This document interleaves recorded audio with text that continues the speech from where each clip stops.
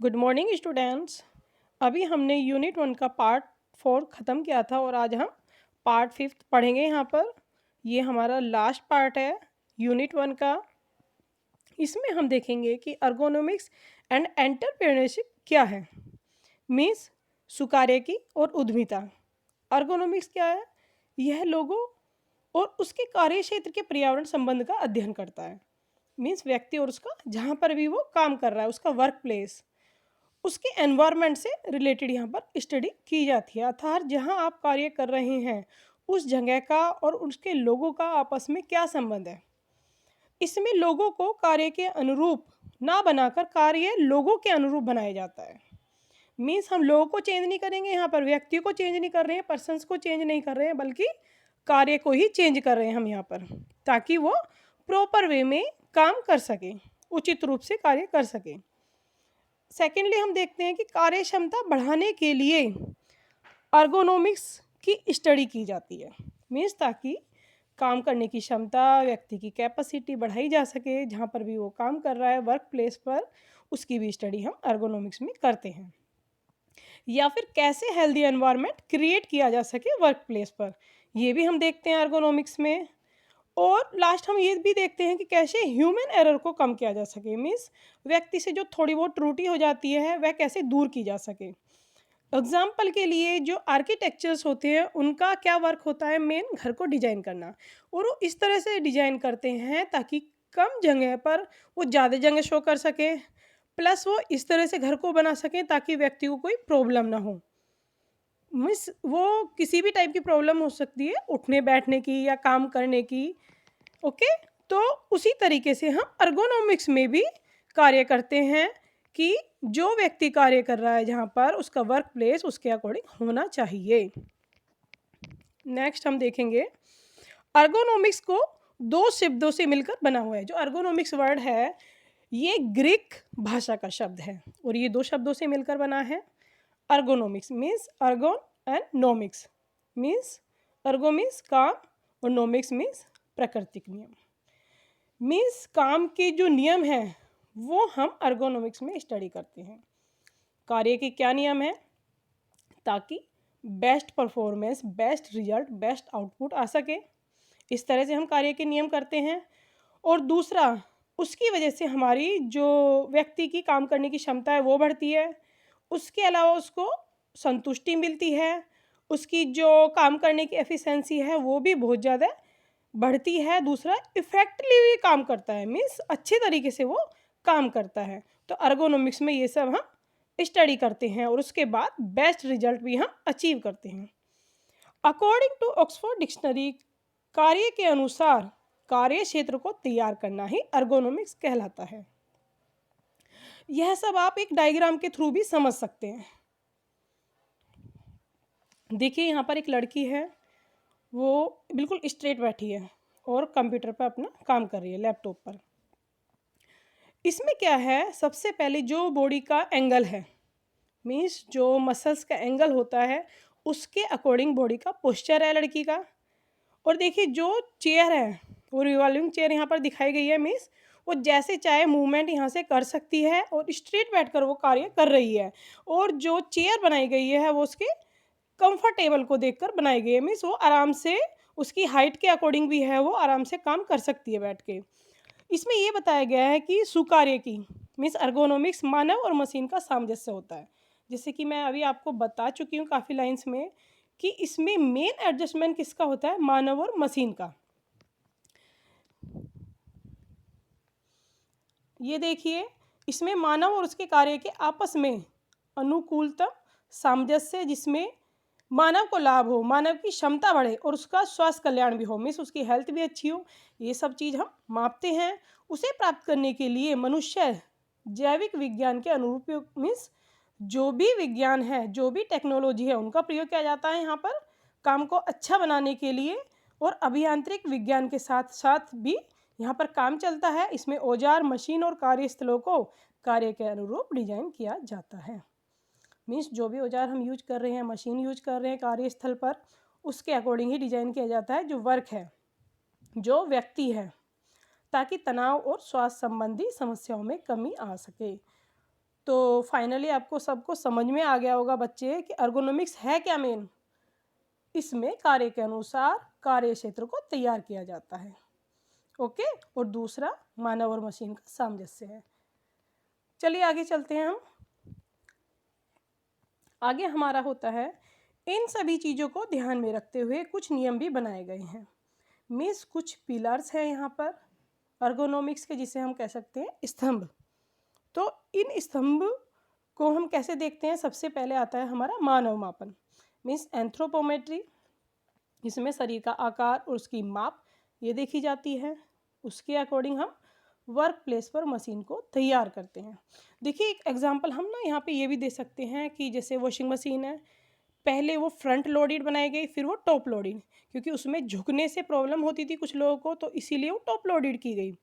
ऐसे हमारा फ्रिज का भी एक एग्जांपल हो सकता है, जिसमें कि जो फ्रीजर होता है वो नीचे की तरफ शिफ्ट कर दिया गया। कुछ फ्रिज जो अब आ रहे हैं नई टेक्नोलॉजी में, यही आप देखते हो। क्यों? क्योंकि जो मेन काम होता है हमारा, सब्जियां वगैरह है, जो भी हमारा फूड मटेरियल होते हैं वो रखने में होता है, फ्रीजर का हम यूज कम करते हैं, तो इसीलिए वो नीचे शिफ्ट किया गया। वो किस लिए किया गया? मनुष्य की सुविधाओं को ध्यान में रखते हुए।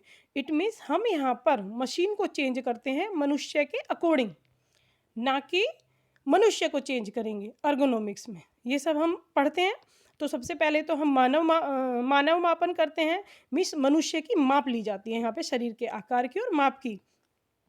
ये हमारा एक स्तंभ हो गया अर्गोनॉमिक्स का। दूसरा स्तंभ क्या होता है, दूसरा ढांचा क्या होता है अर्गोनॉमिक्स का? औद्योगिक। इसमें हम light, heat, noise and radiation ये सब चीज़ देखते हैं। मीन्स ज़्यादा प्रकाश है, ज़्यादा हीट है यहाँ पर, या ज़्यादा शोर मच रहा है, या ज़्यादा रेडिएशन है यहाँ पर, तो उसके अकॉर्डिंग भी हम यहाँ पर वर्क प्लेस को थोड़ा सा चेंज करते हैं, थोड़ा कार्य चेंज करते हैं। नेक्स्ट है जैव यांत्रिकी। इसमें पेशियों की गतिविधि और उनके द्वारा लगाया गया बल ये देखा जाता है कि मांसपेशी का कितना कार्य हो रहा है, कितना उनके द्वारा बल लगाया जाता है। फिर है आपका शारीरिक क्रिया। इसमें वही है, शरीर के द्वारा जो जो क्रिया हो रही है मनुष्य के द्वारा वो देखी जाती हैं। फिर आता है मनोविज्ञान। मनोविज्ञान में उसका स्किल, बिहेवियर, कम्युनिकेशन स्किल्स या लर्निंग एरर ये हम रीड आउट करते हैं, और उसके अकॉर्डिंग हम कार्य को करते हैं, और जो भी वर्क प्लेस है उसमें थोड़ा सा चेंजेस लाते हैं। आगे आते हैं हमारे aspects of ergonomics. Means ergonomics के कौन कौन से पहलू होते हैं। तो सबसे पहले इसमें कौन सा पहलू आता है? वर्कर्स कैपेसिटी, मीन्स व्यक्ति की क्षमता। कितना समय लगा किसी भी कार्य को करने में, कितना टाइम में वो कर सकता है। यहाँ पर हम ये देखते हैं। दूसरा, किस माहौल में कार्य कर सकता है, क्या क्या समस्या फेस करनी पड़ सकती हैं, ये देखेंगे हम किसमें?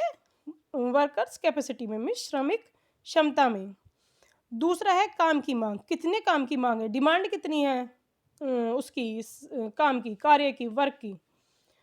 कर्मचारियों की आवश्यकता क्या है, काम की अवधि कितनी है, कितने घंटे वो काम कर रहे हैं, और कितना पैसा उन्हें दिया जा रहा है उस अवधि के अकॉर्डिंग, ये सब भी यहाँ पर रीड आउट किया जाता है।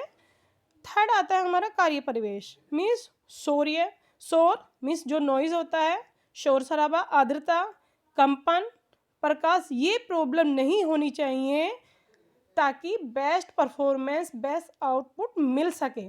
तो ये सारी भी चीज़ें ध्यान में रखी जाती है अर्गोनॉमिक्स में। अब आता है benefits of ergonomics, means ergonomics के कौन कौन से लाभ हैं। We can do work with efficiency, कैसे आप काम कर सकते हो, इसके लिए मैंने कुछ यहाँ पे ये लड़कियाँ हैं वो दिखाई गई हैं।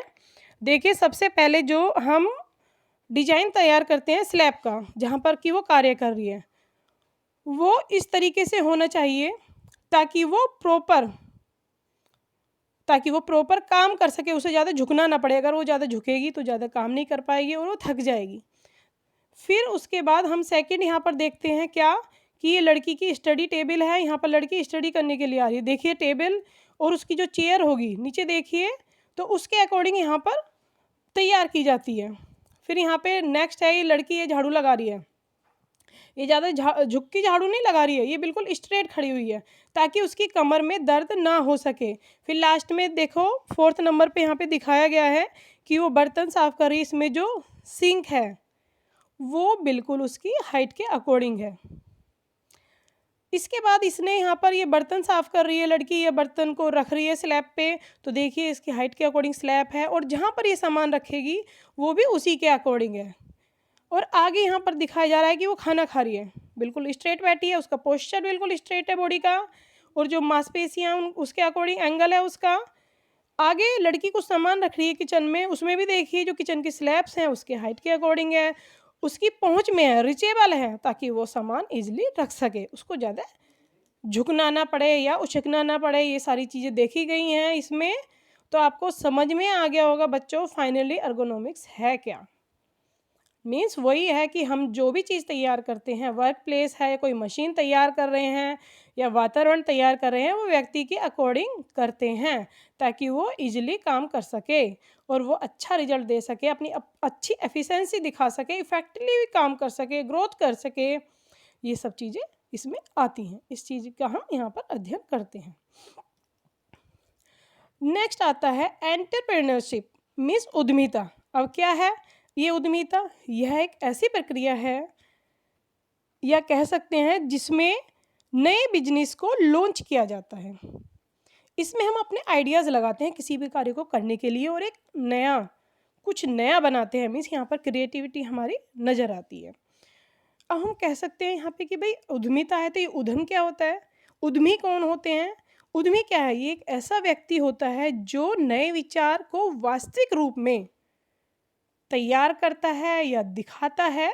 कैसे? जोखिम उठा करके, मीन्स अपने रिस्क पर जब हम कोई अपना नया विचार लेकर कुछ कार्य कर रहे हैं तो वो क्या होता है? वो आपका उद्यमी होता है। और ये कौन होता है? जो कि रिस्क ले सकता है कि हाँ भाई कुछ भी हो, चाहे रिजल्ट पॉजिटिव हो चाहे नेगेटिव हो, मुझे ये काम करना है। अगर वो ऐसा सोच के काम करेगा तो फाइनली वो कैसा आउटपुट दे पाएगा? अच्छा ही आउटपुट देखा है, क्योंकि उसका डेडिकेशन है ना यहाँ पे। अगर वो डेडिकेट नहीं है किसी चीज़ के लिए, वो मन से काम नहीं कर रहा है तो रिजल्ट भी अच्छा नहीं आ पाएगा। लेकिन अगर वो मन से काम कर रहा है, अपने कुछ आइडियाज़ लेकर काम कर रहा है तो रिजल्ट भी अच्छा होगा। तो ये उद्यमी व्यक्ति होता है। इसमें देखिए हम अपने कुछ भारतीय उद्यमी के बारे में बता सकते हैं, जैसे कि श्रीमान नारायण मूर्ति हैं हमारे, जीआरडी टाटा थे, या फिर धीरू भाई अंबानी का ही एग्जांपल ले लीजिए। आज के टाइम में कितने बड़े बिजनेसमैन हैं, लेकिन ये नहीं है कि वो शुरू से ही बड़े बिजनेसमैन थे। उन्होंने ये काम धीरे धीरे किया है। पहले छोटा बिजनेस स्टार्ट किया था, फिर उसके बाद धीरे धीरे उनका बिजनेस बहुत बड़े लेवल पर फैल गया है और ये इनका नाम आज दुनिया का हर एक व्यक्ति जानता है। ओके बच्चों, समझ में आ रहा है? चलिए अब लास्ट में हम पढ़ेंगे उद्यमियों की विशेषताएं। क्या विशेषताएं हैं एक उद्यमी की, एक अच्छे उद्यमी की? हार्ड वर्कर, वो कठिन परिश्रम करते हैं। दूसरा है योजना बनाने का ज्ञान और क्रिया में लाने का, मीन्स वो एक प्री प्लान करते हैं किसी भी चीज़ को करने से पहले, फिर अच्छे से योजना बनाएंगे। उस चीज़ की उन्हें नॉलेज है कि भाई जब हम योजना बना रहे हैं तो यहाँ पे बेनिफिट भी हो सकता है, लॉस भी हो सकता है और कोई प्रॉब्लम भी आ सकती है, तो उन्हें हमें साथ साथ सॉल्व करके चलना है। इट मीन्स उन्हें योजना बनाने का ज्ञान है कि कैसे हमें योजना बनानी है, क्या क्या प्रॉब्लम को शॉर्ट आउट करके चलना है, किस किस चीज़ को ओवरकम करके चलना है, और उन्हें कैसे क्रिया में लाएंगे, कैसे व्यक्तियों के द्वारा हेल्प से वो काम करेंगे, कैसे वर्क लेंगे। इसके साथ वो लीडर भी होते हैं एक अच्छे। दूसरा, उनको ज्ञान भी होना चाहिए, किसी चीज़ की नॉलेज भी होनी चाहिए, तभी कोई काम कर पाओगे। बिना ज्ञान के कुछ नहीं कर सकते हो। जैसे कि अगर आपको नॉलेज नहीं है किसी सब्जेक्ट की तो उस सब्जेक्ट के बारे में आप कुछ नहीं पढ़ा सकते, कुछ नहीं लिख सकते, कुछ नहीं समझा सकते किसी को भी। तो सबसे पहले नॉलेज होना बहुत ज़्यादा ज़रूरी होता है। अच्छी योजना बनाने वाला, वो व्यक्ति एक अच्छी योजना बनाने वाला होता है जिस पर दूसरा भी काम कर सके। आगे आता है इसमें समय प्रबंधन, वो टाइम को भी मैनेज करके चलता है। मीन्स जिस टाइम पे जो काम करना है वो तभी करेगा, छोड़ेगा नहीं कि हाँ कल कर लेंगे भाई, नहीं ऐसा नहीं है। वो अलर्ट रहते हैं, समय के बिल्कुल पंक्चुअल होते हैं कि टाइम पे करना है, हमें टाइम पे करेंगे तभी वो आगे प्रोसेस कर पाएंगे। आगे देखिए जोखिम उठाने का भी साहस उनके अंदर होता है। मीन्स अगर कोई प्रॉब्लम आ जाए तो उससे वो डर के भागते नहीं हैं, नहीं उसका सामना करते हैं। जोखिम उठाने का साहस उनके अंदर है कि नहीं अगर ये प्रॉब्लम आ गई तो सॉल्यूशन हम बिल्कुल ढूंढेंगे, कोई प्रॉब्लम नहीं है, कोई टेंशन की बात नहीं है, कोई चिंता नहीं करते हैं वो। और उसके साथ कई कार्य करने की योग्यता होती है। मीन्स ये नहीं कि वो एक ही कार्य के पीछे पड़े रहते हैं, उसके साथ साथ बहुत सारे काम भी करते हैं ताकि प्रॉब्लम अगर आए तो उसको कैसे सॉल्यूशन निकाला जाए। मीन्स हम कह सकते हैं वो मल्टीटास्किंग भी होते हैं। आवश्यक कौशल को सीखने की योग्यता भी उनके अंदर होती है। मीन्स अगर उनको लग रहा है कि कुछ और चीज़ें जो हमें स्किल्स सीखनी चाहिए इस कार्य के लिए, तो उसके लिए भी उनके अंदर एक कैपेबिलिटी होती है, क्षमता होती है। 9th, कठिन मुद्दों से निपटना। मीन्स अगर कोई प्रॉब्लम लग रही है कि भाई कोई कठिनाई आ रही है, तो उससे भी वो निपटने के लिए तैयार होते हैं। दूसरा, समाधान की योग्यता भी उनके अंदर होती है। देखिए, एक अच्छे उद्यमी के लिए हम एग्जाम्पल दे सकते हैं अपने प्रधानमंत्री नरेंद्र मोदी जी का। अब जैसे कि कोरोना चल रहा है, किस तरह से वो लोगों को मोटिवेट कर रहे हैं कि नहीं, ये कोरोना दूर किया जा सकता है, इससे लड़ना है, इससे डरना नहीं है। देख रहे हैं ना आप लोग बेटा, समझ रहे हैं मैं क्या कहना चाह रही हूँ? तो ये सारे गुण आप उनमें देखते हैं ना, तो वही एक अच्छा उद्यमी है जिसमें ये सारे गुण होने चाहिए और वो उनके अंदर हैं। एक एग्जाम्पल आपको मिल रहा है। और दूसरा है, वो चुनौती और असफलताओं का भी सामना करने की योग्यता रखते हैं। मीन्स अगर कोई चुनौती आ रही है कि भाई अब जो कोरोना के मामले हैं वो बढ़ते जा रहे हैं, देख रहे हैं आप भी। मीन्स लोगों की जो गिनती है, काउंटिंग है, वो बढ़ती जा रही है कि भाई आज इतने लोगों को हो गया, आज इतने लोग पॉजिटिव पाए गए। लेकिन वो डर नहीं रहे हैं, वो उस चुनौती का सामना कर रहे हैं और कह रहे हैं सबको कि आप घर पर बैठिए। क्यों बोल रहे हैं? ताकि ये कोरोना को ख़त्म किया जा सके, क्योंकि इसके वायरस का एक टाइम होता है और अगर आप उस टाइम तक बाहर नहीं निकलते हैं तो बेटा वो अपने आप ही ख़त्म हो जाएगा। तो इसीलिए मैं आपको वो एग्जाम्पल दिया है बीच में, आगे देखिए। चुनौती और असफलताओं का सामना करने की उनके अंदर योग्यता होती है। भागीदारी विकसित करना, मीन्स उनके अंदर एक भागीदारी भी विकसित करने वाले गुण होते हैं। भागीदार करके चलते हैं, वो दूसरों के साथ कोऑपरेट करते हैं और तालमेल बनाने की योग्यता उनमें होती है। एडजस्ट करने की भी क्षमता उनके अंदर होती है, सामंजस्य बनाने की क्षमता होती है और समझौता करने और प्राथमिकता को दिखाने की योग्यता भी उनमें होती है। 12th पॉइंट क्या है हमारा? देखिए, बड़ा इंपॉर्टेंट है, समझौता करना। मीन्स किसी के साथ समझौता करने के भी वो तैयार हो जाते हैं ताकि वो भी हमें हेल्प करे टाइम आने पर। ओके, क्योंकि कभी भी अकेले बेटा हम कहीं पर भी सर्वाइवल नहीं कर सकते, हमें किसी न किसी की ज़रूरत होती है, हर जगह, हर फील्ड में, हर टाइम।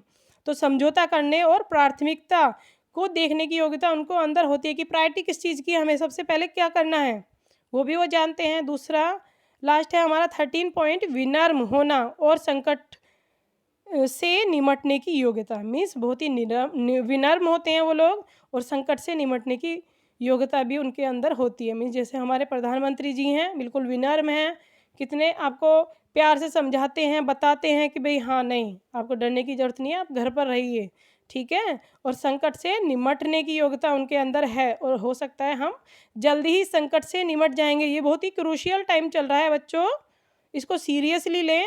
तो इस संकट से जल्दी से ही निमटने की योग्यता, इस टाइप के संकट से निमटने की योग्यता भी उनके अंदर होती है। मीन्स अगर कोई प्रॉब्लम आई तो उसका सॉल्यूशन भी वो निकाल लेते हैं। और लास्ट पॉइंट है हमारा 14, अच्छे संप्रेषण का कौशल होना। मीन्स इसमें हम अपनी बातों को दूसरों को अच्छे से समझा सकते हैं। ओके, जो एक अच्छा उद्यमी होता है उनकी बातें हमें अच्छे से समझ में आती है कि नहीं आती। जैसे कि हम मोदी जी के बारे में ही बोल रहे हैं हम, कि आपको कितने अच्छे से समझाते हैं, अपने आइडियाज़ किस तरह से प्रेजेंट कर रहे हैं टीवी पर, लाइव टेलीकास्ट देखते हो उनका, तो वो कितने अच्छे से आपको समझा रहे हैं और उसके लिए हम तैयार भी हो रहे हैं। तो वही तो एक अच्छा संप्रेषण हुआ। ओके बच्चों, तो ये थी हमारी उद्यमियों की विशेषताएं। मीन्स एक अच्छा उद्यमी, उसके अंदर कौन कौन सी विशेषताएं होती हैं, कौन कौन से गुण होते हैं, ये आपके यहाँ पे पढ़ी आपने अभी। ओके बच्चों, तो यहाँ पर हमारा चैप्टर ये ख़त्म होता है। आई होप आप लोगों को सबको समझ में आया होगा। ठीक है, नेक्स्ट क्लास में हम आगे आप नया यूनिट पढ़ेंगे। ओके बच्चों, ठीक है, थैंक यू बेटा।